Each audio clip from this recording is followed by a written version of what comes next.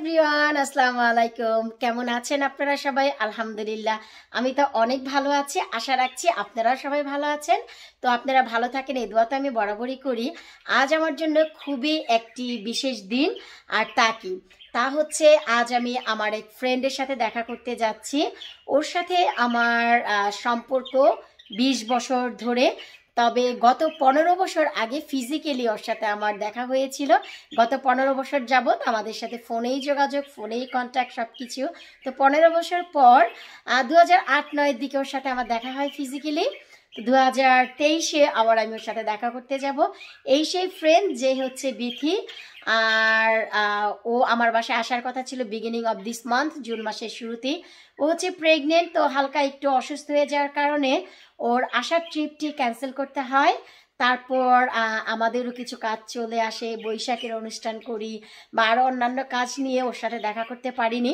তো যেহেতু প্রেগনেন্ট, ভাবলাম আজ ওর সাথে আমি দেখা করে আসি। এই জন্য আজ যাচ্ছি। ভাবলাম বান্ধবীর বাসায় যাওয়ার আগে আমি কি কি করছি, কি কি করব, এই ছোট্ট জিনিসটি আপনাদের সাথে একটু শেয়ার করব। আশা রাখছি আপনাদেরও ভালো লাগবে। সবাই বলে আমি নাকি কোথাও গেলে শুধু রান্না বান্নাই করে নিয়ে যাই। তা কেন? যেখানে যার প্রয়োজন আমি সেখানে সেটাই নিয়ে যাই। এই যে দেখুন, বান্ধবীর সাথে দেখা করতে যাচ্ছি, ওর জন্য কিছুটা সেচি শাকের আমি রুট নিয়ে যাচ্ছি। গার্ডেনে লাগিয়ে দিলেই হয়ে যাবে। তবে বিথি একে হেলেঞ্চা বলে জানি। হেলেঞ্চা হোক, মালঞ্চা হোক, হেলেঞ্চা হোক আর মালঞ্চই হোক বা সেচি শাকই হোক, খেতে ভাই অসাধারণ। কথা হচ্ছে সেটি। তো এই যে দেখুন, আমি এই জিনিসটি ওর জন্য নিয়ে যাচ্ছি। এরপর চলুন সঙ্গে যাচ্ছে আর কারা কারা তাও একটু দেখে আসি।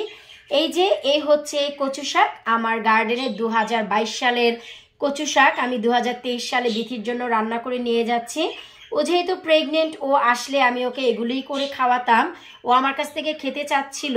তো যেহেতু আসেনি আর আমি তো সব কিছু রান্না করেও নিতে পারবো না, আমার শরীরের অবস্থাও ভালো না, হে ফিভারে খুবই খারাপ অবস্থা। তো চিংড়ি মাছ দিয়ে আমি আমার গার্ডেনের শোলা কচু সেটি রান্না করে নিয়ে যাচ্ছি। এরপর সাথে নিচ্ছি হচ্ছে গুঁড়া চিংড়ি দিয়ে মূলা শাক। কিছুদিন আগে আটলি খালা যখন দেশে চলে যায়, সৌরভ ভাইয়ার খালা, তখন গুঁড়া চিংড়ি দিয়ে আমি মূলা শাক রান্না করেছিলাম। বিথি সেই ব্লগটি দেখেছে, দেখে ওর কাছে ভীষণ ভালো লেগেছে। তো ও এই জিনিসটি খেতে চেয়েছিল। ভাবলাম যেহেতু গার্ডেনে আমার মূলা শাক আছে আর ফ্রিজেও গুঁড়া চিংড়ির অভাব নেই, তাই আমি ওর জন্য এই যে অল্প করে কিছুটা শাক রান্না করেছি। কারণ গত সপ্তাহে আমি অনেকগুলো শাক তুলে খেয়েছি, তাই পরিমাণে অল্প ছিল। এরপর এই সেই মাগুর মাছ যা আমি হাঁসলো থেকে নিয়ে এসেছিলাম বিথিকে খাওয়াবো বলে। তো ও যেহেতু আসেনি, ভাবলাম ওর জন্য আমি মাগুর মাছ রান্না করে নিয়ে যাই। আলু দিয়ে মাগুর মাছ রান্না করেছি, টমেটো আমার গার্ডেনের ধনিয়া পাতা দিয়ে, সাথে জিরার পাউডার। এরপর আছে হচ্ছে জাতের ঝাল করে রান্না করেছি যে খাবারটি, শুটকি। এখানে শোল শুটকি আর ছুরি শুটকি, এই দুটি মিলিয়ে আলু বেগুন দিয়ে অনেক বেশি ঝাল করে রান্না করেছি। আজাদ তো ভাই একটু খেয়েছে, খেয়ে তো বললো ও মাই গড, এ কি অবস্থা, অনেক বেশি ঝাল হয়েছে। এরপর আমি নিয়ে যাচ্ছি আমার যে ক্রিয়েশন সিগনেচার ডিশ, তা হচ্ছে মিষ্টি ভরা দই। এই যে দইটি দেখতে পাচ্ছেন, উপর দিক থেকে দই হলেও দইটি কাটার পরপরই ভিতর থেকে অসংখ্য চমচম বের হয়ে আসবে। আর এই দইটি সবাই ভীষণ পছন্দ করেছিল বৈশাখে যখন জনাভাবের বাসায় নিয়ে গিয়েছিলাম তখন। তো ভাবলাম হয়তো বিথিও পছন্দ করবে, নিয়ে যাই। আর সাথে নিয়ে যাচ্ছি বেশ কিছুটা দেশি ধনিয়া পাতার বীজ, কারণ ও যেহেতু প্রেগনেন্ট, গার্ডেনিং তেমন করতে পারছে না, হালকা নিয়ে যাচ্ছি, লাগালে হয়তো বা খেতে পারবে।